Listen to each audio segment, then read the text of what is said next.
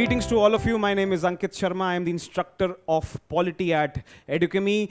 In this session, we are gathering to discuss some contentious, debatable, disputed, and ambiguous questions from the Polity paper on the Prelims 2021 examination. The question given to you on the board is question number 87 in set A. Let's read the question. Which of the following best defines the term state? It is a question inspired from political theory, but some relevant literature is also found in NCERTs and other associated texts, so not entirely out of syllabus, but yes, it requires an application of mind, and we will soon understand why there is a problem in terms of saying that it is a debatable question. Let's start from option number D. A society permanently living in a definite territory with a central authority, an executive responsible to the central authority, and an independent judiciary. Now, there are 2 points which are given in this to qualify this as a state. Number 1 is the division of powers, or the 3 organs of a state: a central authority, which you can call the legislature, an executive responsible to the legislature, and an independent judiciary. Now, yes, indeed, these are characteristics which are present in a modern state, certainly. In fact, you would understand that all the states, the idea of state which arises in the modern polity from the 16th, 17th centuries, the idea of state and a nation state comes to the surface on history.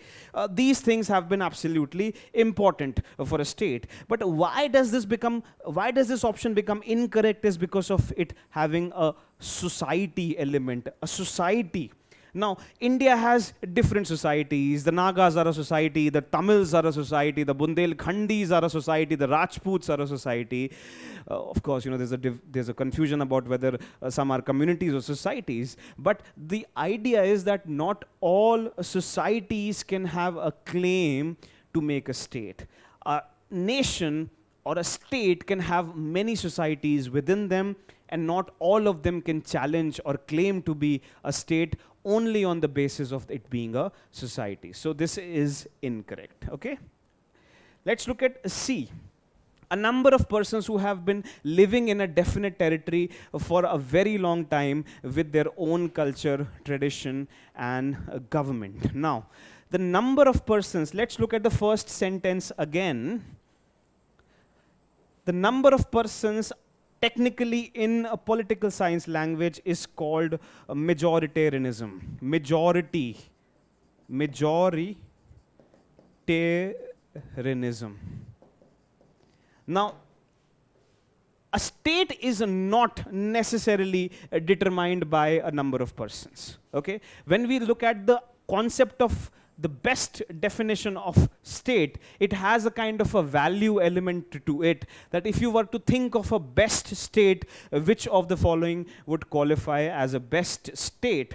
And a number of persons, which is a kind of a majoritarianism, is not fitting into the bill of it making the best state.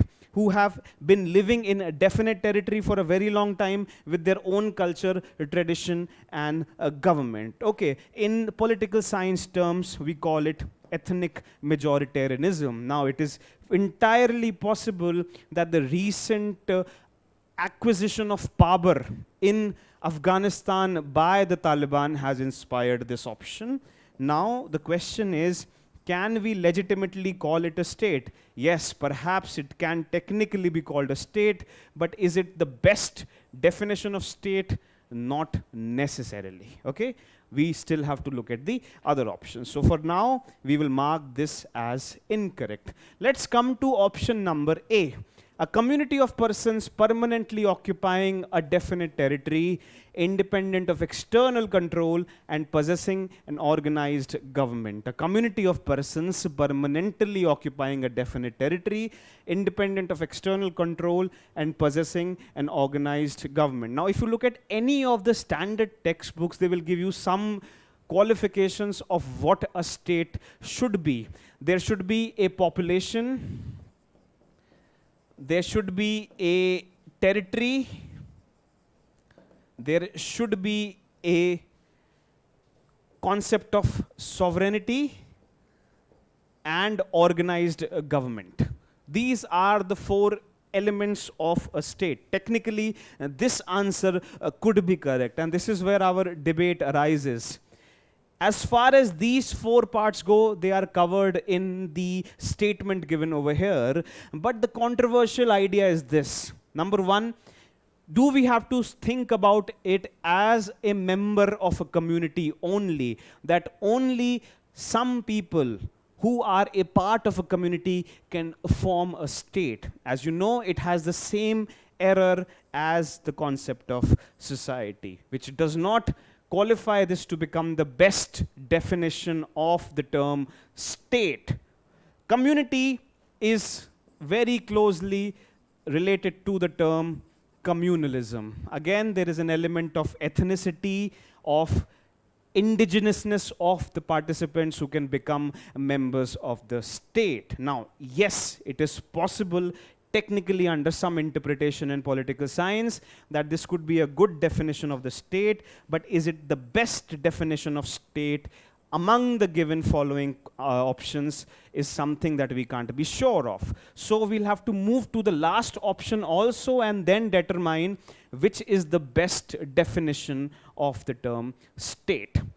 When we look at B, it says a politically organized people of a definite territory and possessing an authority to govern them, maintain law and order, protect their natural rights, and safeguard their means of sustenance. Now, remember, when we think about these four elements of a state, population, territory, sovereignty, and government, these are in one or the other interpretations covered in all the four options. If you look at these options, you will find there's too much to argue here, but one can say that these elements are fairly covered in this. So for instance, in this we say what is the concept of sovereignty and how is it covered in this point. When we say maintain law and order and safeguard the means of sustenance of a population, it is nothing but sovereignty. Okay, the concept of sovereignty is not, it is a kind of a popular resonance that sovereignty means a freedom from external control. But in fact, freedom from external control is one of the functions or the consequences of having a sovereignty. Sovereignty means that there should be no anarchy, no law and order collapse, no free will rule of any person or a public or a mass, which destroys the stability of the society, either from internal reasons or external reasons, right? So sovereignty, according to Thomas Hobbes wrote a book called The Leviathan, which means the sovereign. And for him, the reason or the need to give rise to something like a sovereign was to maintain law and order and sustenance. So, in fact, in option B, the definition of sovereignty is somehow better than it has been given in option A. It is a textbook definition, it is a standard technical definition, but this can be interpreted as a better definition. So the reason why we can say that B is the correct answer is because it contains all the elements of a state, which means a population, a territory, a sovereignty, and government, but it has something more important which is very fundamental to the idea of state, especially in the modern political theory, which is that it is a political organization. A political organization is superior, or it includes communities, a number of persons, which is a majorities, and societies. Okay, so you can have a simple idea that if this is a political organization, you can have within them various communities, various majorities, and various societies.